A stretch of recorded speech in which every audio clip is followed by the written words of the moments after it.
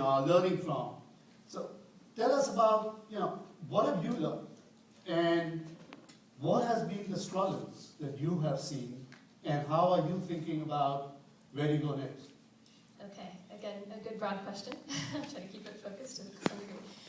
So Grameen Foundation's Technology Center here in Seattle has actually been operational for actually 10 years this year. We're celebrating our anniversary. And really the evolution of Grameen Foundation's work into technology came from looking at Grameen Bank's work with the village phone model in Bangladesh. So, think about a woman taking out a microloan, getting a mobile phone, and then renting access to voice services in the community.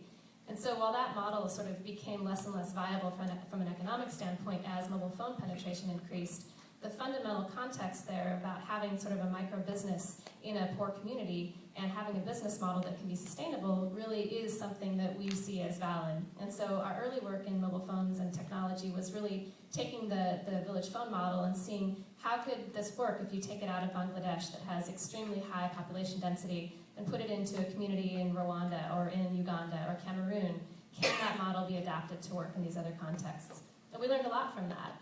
And I'd say, about 5 years ago, 4 years ago, as we started to see the prevalence of SMS-based services, frontline SMS and other things, where people were starting to use the phone, as my colleague David Edelstein says, instead of just like this, we started thinking about, what else could you do with a mobile phone?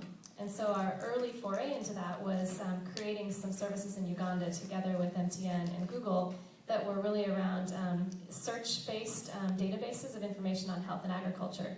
And we really, at that point, were in our very, very early stages of saying, can you create behavior changes and can you have social impact if you create these services? And in short, I won't go into detail, but in short, what we learned was just having the information and the services alone is far from enough to actually have the development outcome that you want and that you need. And so we kind of evolved that and really said, well, let's go back to the roots of this village-based entrepreneur model. What do you need to make something like that work and to have social impact? Well, you need someone who's trusted in the community. You need content and services that are not only valued by the people in the local community, but that actually have the potential to increase either their agricultural yields or improve their health decision-making or connect them to markets or transportation or the things they really need. And you need a business model that's going to work. And oftentimes that implies having complex but doable public-private partnerships with the private sector, with the government, with other organizations. So we took that sort of set of learnings and we said, well, let's try this in agriculture. So we've got this community knowledge worker program that I mentioned earlier. And really what we've done is start by saying, okay, what would it take to find these trusted intermediaries in the community? So we find partner organizations that already have farmer groups established in rural areas, and we work with them to establish what our criteria are going to be. These people have to be trusted by their peers and voted on. They've got to have some level of literacy, basic familiarity with a mobile phone, and a spirit of service. And so we go around and we actually recruit, we work very closely with sort of the local government people, agriculture extension organizations, et cetera, to get their blessing. And then we recruit these people in these approximately 5-kilometer sort of radius areas. And really they're given the opportunity to start an entrepreneurial business. They put a very small amount of money down to start the business.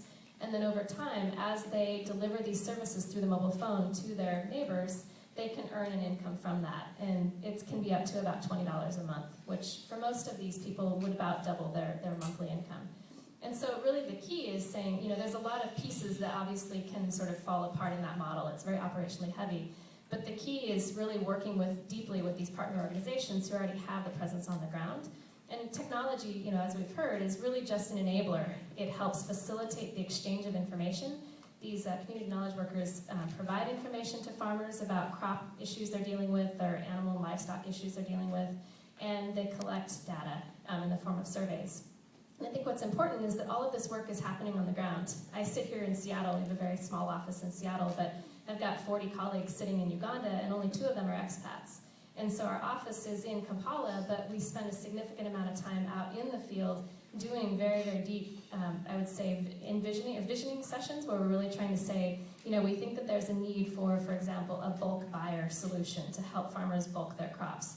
Let's spend 3 days with a group of farmers and community knowledge workers to deeply understand every activity that those farmers undertake and say, what would this solution look like? And we use the mobile phone actually as a means of collecting that feedback on a very regular basis and tracking our own progress and our partners' progress. So I think really the key is the feedback loops there and making sure that we sort of are hearing firsthand from the people using the solution whether or not it's helping and what's not working, and then having a means by which we can sort of modify the solution to improve it if things aren't working. So I think just to summarize, while I would say I agree with a lot of the things that have been said around how technology really is just a magnifier of human intent and capacity, I think one really interesting opportunity is to say, can you put a simple solution in the hands of people who maybe don't even know that they have that capacity? Give them the vision, give them the opportunity, give them the confidence to really undertake something. And so I think that kind of creating that entrepreneurial spirit is something that we're really trying to facilitate. And technology is a piece of the solution, but it's really not the solution in the end.